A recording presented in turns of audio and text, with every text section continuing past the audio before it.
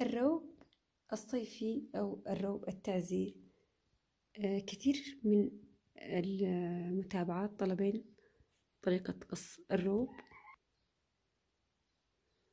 نزلت لكم طريقة عمل الروب تفصيل وخياطة.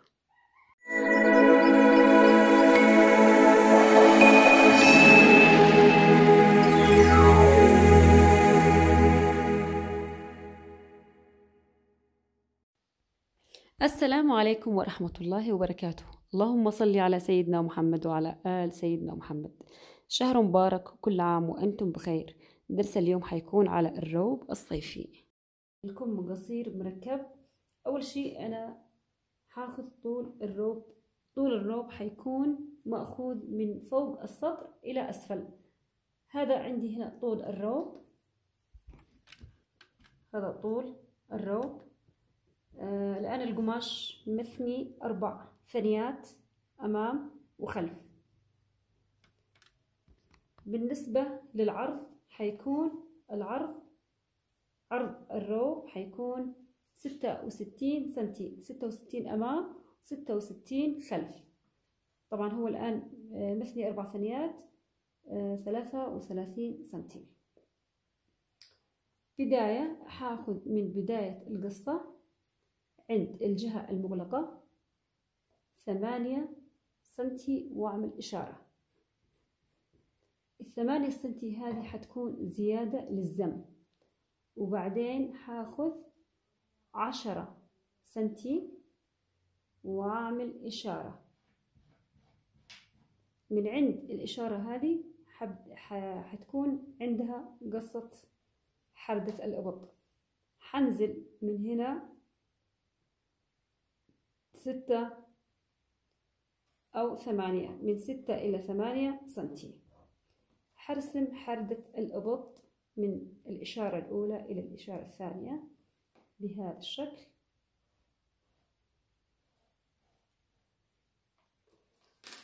كده حصلنا على حردة الإبط.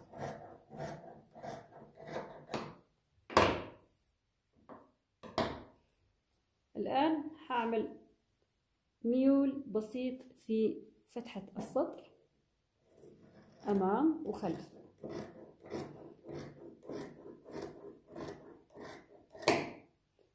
الميول هذا نزلته حوالي من 2 إلى 3 سنتي.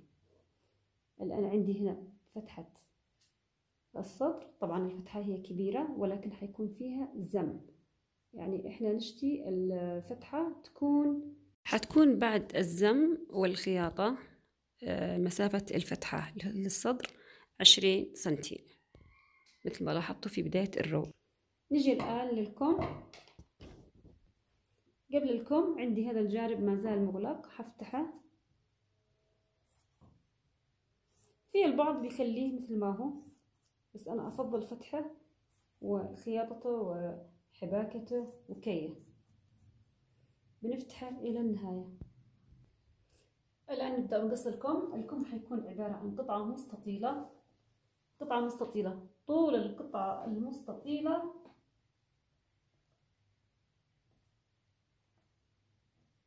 طولها 54 سنتي. طبعا مع زيادة الخياطة حيكون في ربل في الكم. وعرض القطعة 24 سنتي أيضا مع زيادة الخياطة. نقص الآن الطول.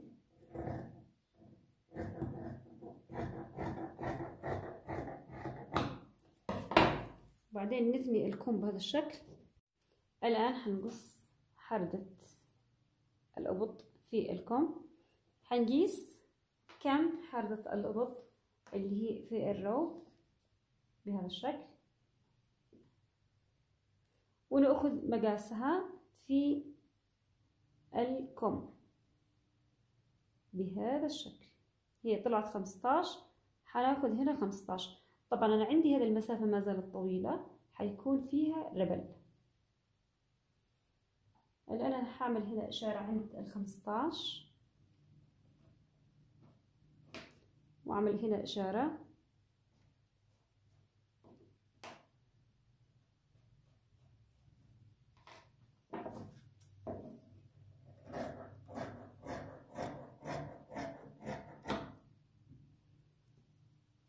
هعمل هنا تقصيرة في أسفل الكم، هتكون تقصيرة بسيطة، يعني هدخل من هنا لهنا مسافة 4 إلى 5 سنتي.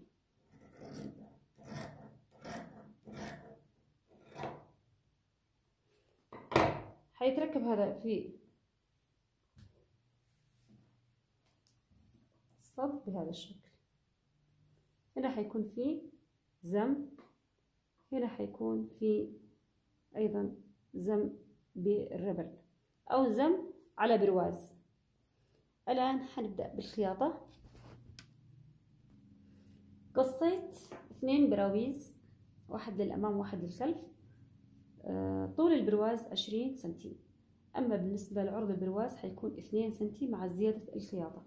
البرواز هو حيكون، شوفوا البرواز حيكون في صدر الأمام وصدر الخلف.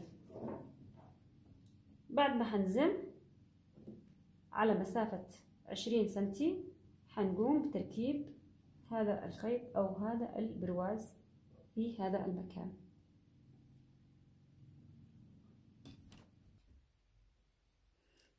بعد ما خيطت خيطين اللي هو حيكونوا للزم أمام وخلف، هاخذ الخيطين بهذا الشكل وابدأ بالزم لمسافة 20 سنتي.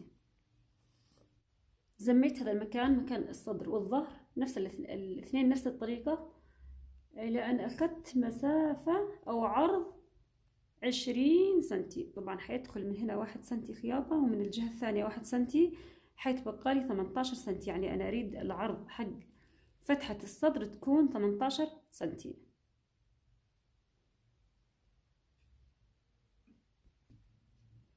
الآن أنا حقوم بخياطة البرواز على مكان الزم اللي هو خاص بالصدر، علشان أخفي هذه العيوب.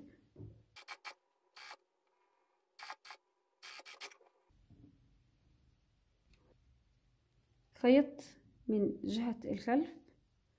الآن أنا حثني البرواز بهذا الشكل على الأمام ونقوم بالخياطة.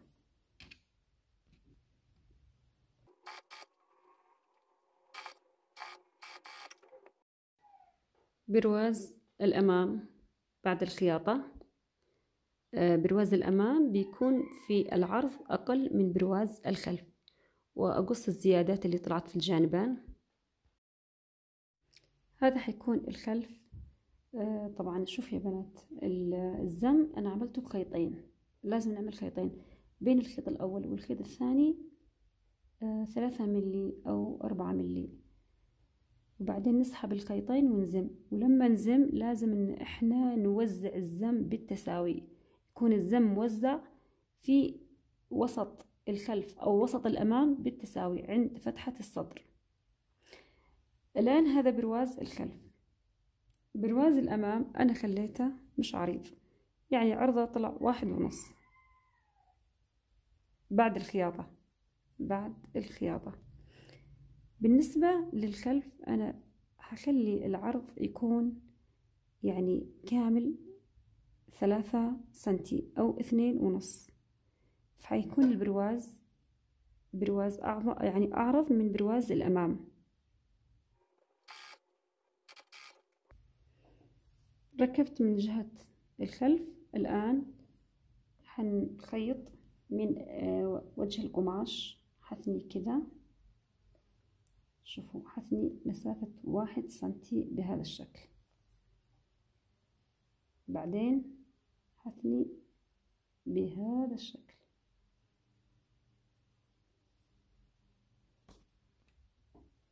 بعد ما وزناه نقوم الآن بالخياطة.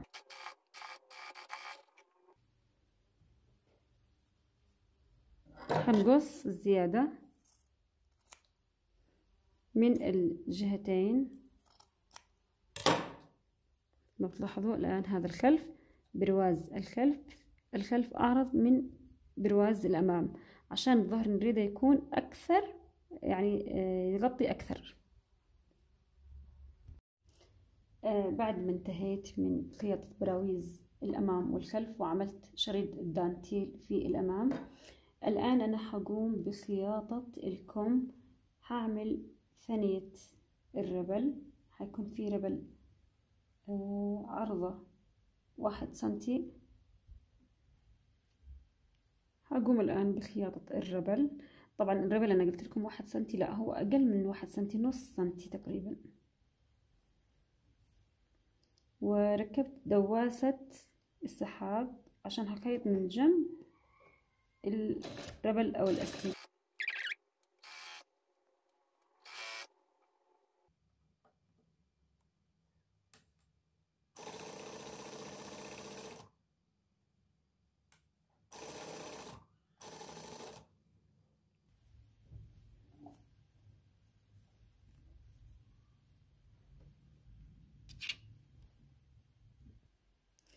ركبت الكم في جهة الأمام مثل ما بتلاحظوا. هنا مكان الربل، هنا أسفل الكم اللي هي كفة عادية. الآن أنا حركب الجهة الثانية في الخلف. بعد تركيب الأكمام، شوفوا بعد ما ركبت الأكمام، طبعا الآن أنا هعمل عملية تنظيف.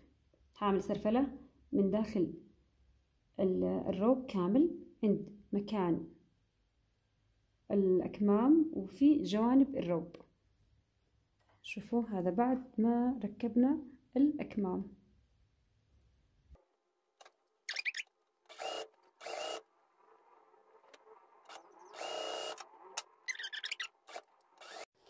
وهذا الروب صار جاهز مثل ما بتلاحظوا على المونيكان. طبعا الروب مقاسه لارج، وهو مش واسع مرة ولا ضيق. هذا الربل أثناء اللبس بيكون مريح. شوفوا المطة حقه. أتمنى لو الدرس عجبكم لا تنسوا اللايك والاشتراك، وشيروا الفيديو للي محتاجات لقصة الروب. والسلام عليكم ورحمة الله وبركاته.